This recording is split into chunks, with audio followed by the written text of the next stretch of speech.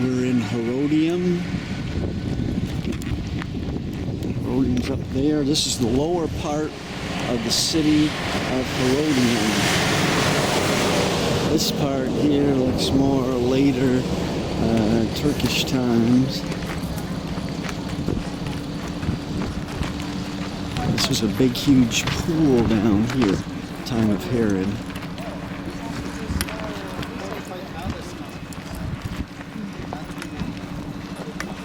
Not Caesarea, not Jerusalem. No, it's a small scale.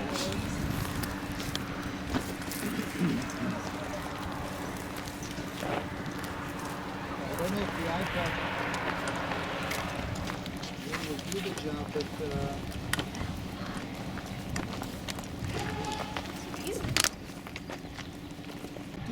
This is Herodium here. because if it was the living area of the royal family, the tomb had to be outside, because Jews were very, very sensitive to The lower part, the lower city down here. A big, huge pool area here. in the lower city. And Netzer therefore devoted much of his life to excavating the lower city. Only in the 19th century, I don't know if I have any of the Jews. Starting from and up to where the electric poles are. Now with olive trees on them, they seem to be a terrace of the same height and the same width. Although towards the end it kind of rises a bit. To the right of it, you can see the corner of a building built over it as if to view it. At first he suggested that this was the Hippodrome, the place of horse races, which we know he liked to build at least. We saw one in Caesarea, okay? But when measuring it, the size doesn't fit, it's too narrow. It doesn't fit the minimal standard, minimal width for horse or chariot racing. What else could it be? Then he comes out with the second idea, that this is really a special ceremonial way that Herod designed in his life to be for the procession of his funeral. The idea would be that they will come from the desert and they will walk along this path, and therefore it will end where? Right here, at the corner of this path. And because of this idea, we started digging the end of that ceremonial path. All of this site was excavated and its vicinity. And he went down to the foundations of this building, and it really is an impressive building. These stones are pretty big and impressive, and they are dated to the Herodian period. Inside it also has a combination of pilasters and pillars. Everything looks Herodian extravagance, and in addition to it, you cannot see it from here, but in that direction there's a stepped plastered pool, what we call a mikveh, a place to purify, especially after burying a dead. Everything seemed to fit except for what? No tomb, no body, no sarcophagus, no ossuary, no burial context in all of this.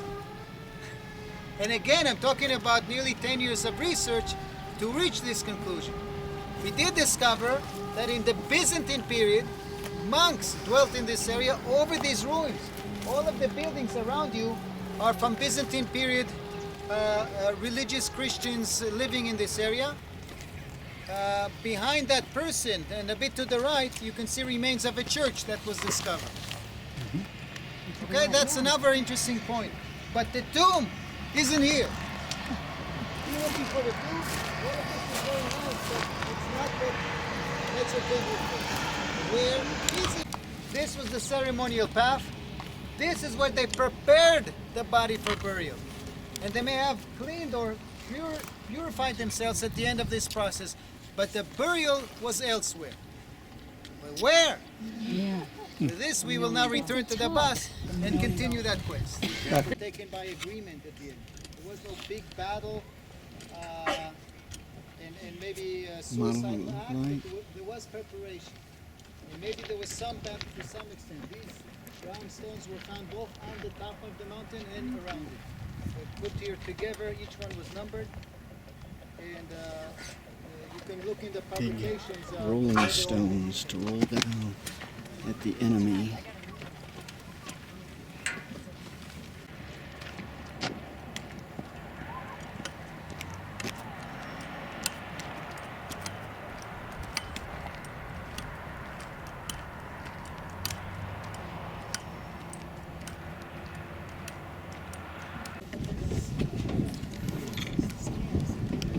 We're going up the stairs there. See if there's a gap.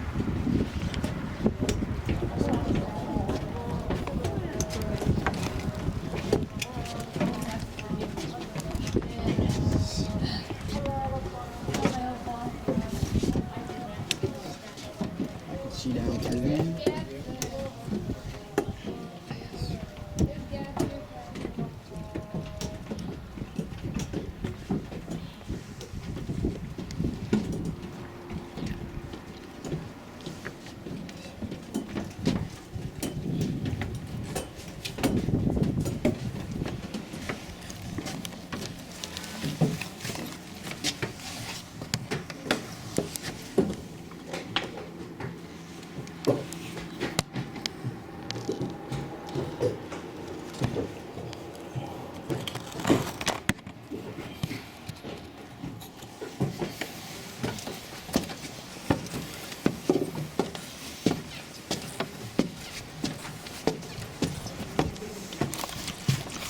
We're going inside now. Is this where Herod was? And then is this where he's buried? Yes. I guess so. I thought we were through with tunnels. This is a dry one. This is an entrance. It's dry, not wet, is it? Looks like a very long entrance.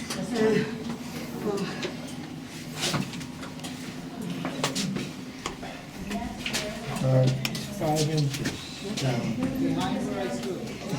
There's an extra deep step here, about 7 inches here. About a foot here. Much volume of water. The heat must was no way going to provide it. So they had 2 aqueducts bringing water from Hebron and Bethlehem to the city of Jerusalem. Okay? One of them, so the lower one is over 40 kilometers long because it's really many turns to match the terrain. The other one, the high aqueduct, was already just going through the mountain, so it will be shorter. 2 different strategies, 2 different technologies, big debate over who created what. In the center over here, There's a huge reservoir.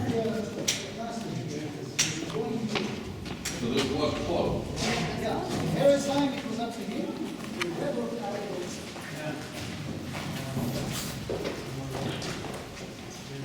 Like it was less work. Never think of this. What's in there? More tunnels. I guess these are the rebels. They ruined the cistern.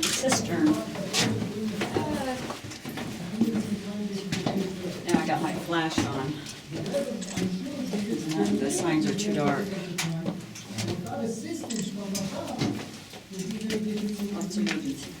It's modern. Get lost in these tunnels.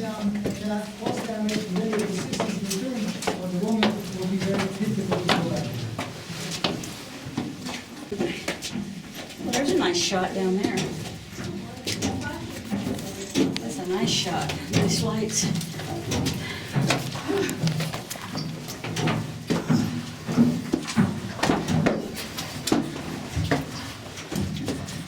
On ahead.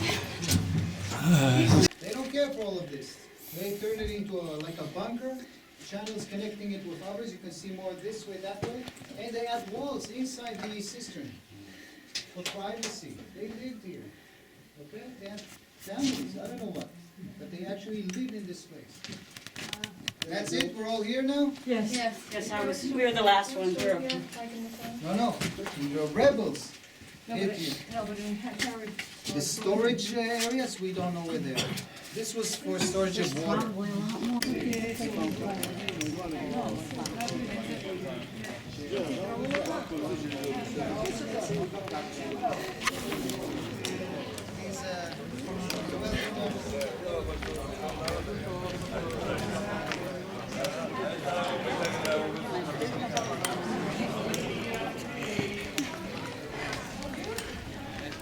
Ron, were you the last one? Yes. You're last one. So please have a seat at Herod's Triclinium.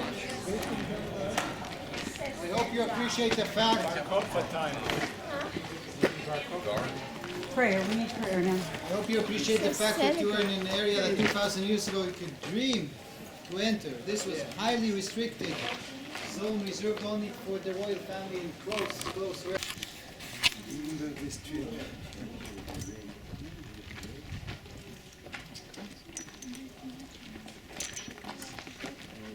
And this is the tower, the big tower. And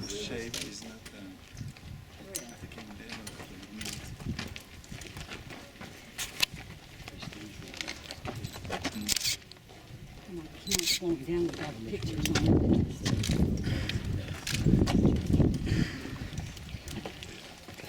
So awesome.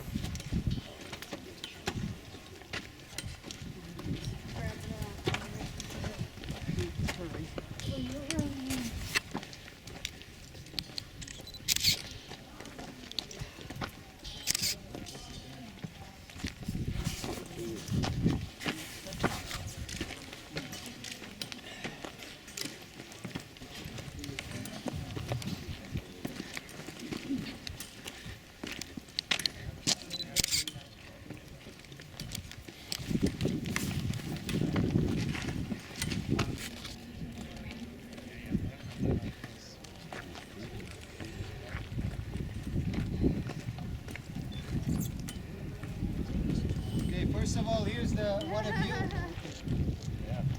Look to the north. You can see a bridge with 3 towers. It's difficult to trace them, but there are 3 towers at the northern end. These are the towers of Mount of Olives, Costa Victoria, and the Hebrew University on Mount Scopus. The old city itself and the Dome of the Rock cannot be visible, cannot be seen from here because of the ridge south of the old city, which is blocking the view. Okay, but all of this white urban area is Jerusalem. The trees towards the left. Okay, on the other side, on a good day, you can see the Dead Sea. Let's see what the view is like today. And see the two.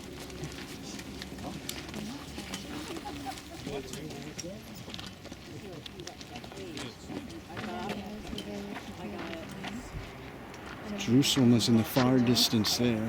Jerusalem is in the far distance, but that was a cool reflecting pool. I got them up on the. I got it. Your camera. Awesome.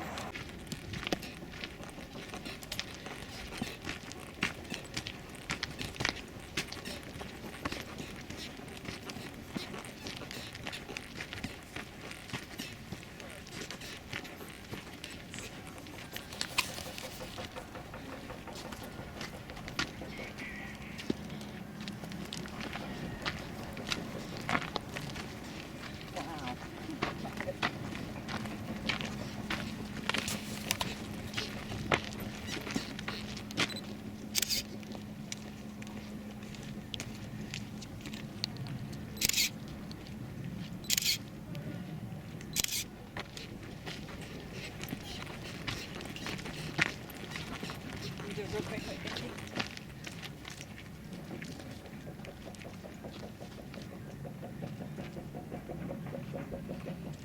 Thank you. Go ahead. You have a great view up here.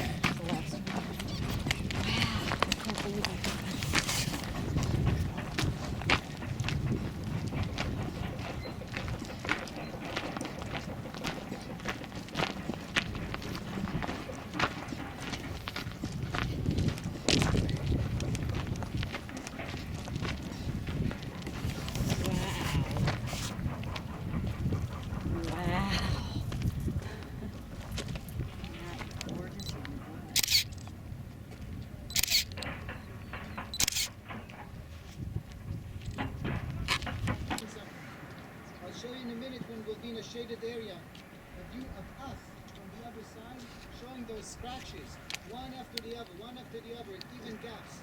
Starting from the south and working his way and eventually next to this big wide wall is where he found it. He finds a foundation, a square foundation with constructed with very, very finely done stones, good quality finish, and in the debris he finds fragments of Which a wall? sarcophagus. Okay, and when it's clear enough that it is a sarcophagus, especially when he finds the flower design, that's when he calls the prince. He calls the news conference at the Hebrew U, and he states, he declares, he discovered the tomb of King Herod.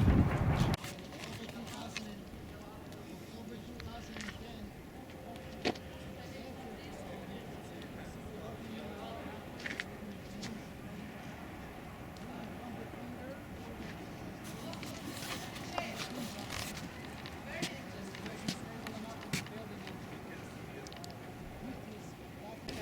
His tomb, what his replica of his tomb, what it would have looked like.